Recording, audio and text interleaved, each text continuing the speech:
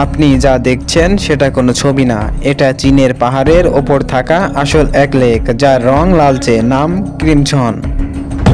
এই লেকটা আছে চীনের গুইজো নামের এক জায়গায়, আর পাহাড়ের নাম হলো বেয়ার পাহাড়। উপরে ড্রোনে দেখলে মনে হয় যেন রং ঢেলে দিয়েছে কেউ। এই লেক লাল হওয়ার কারণ এর পানিতে আছে এক ধরনের ছোট গাছ, যেটা রোদ পেলেই রং বদলায়, তখন ওই লেকটা হয়ে যায় একদম লালচে।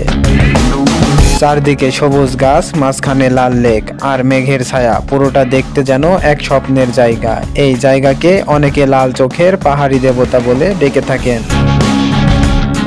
এমন সুন্দর জিনিস আরও দেখতে চান কি? তাহলে এখনই সাবস্ক্রাইব করুন এমএচএ ব্রিফ। আর পরবর্তী ভিডিও কোন বিষয় দেখতে চান অবশ্যই কমেন্টে জানাবেন। চাইলে আপনার বন্ধুকেও শেয়ার করে দেখার সুযোগ করে দিতে পারেন এই ভিডিওটি। ধন্যবাদ।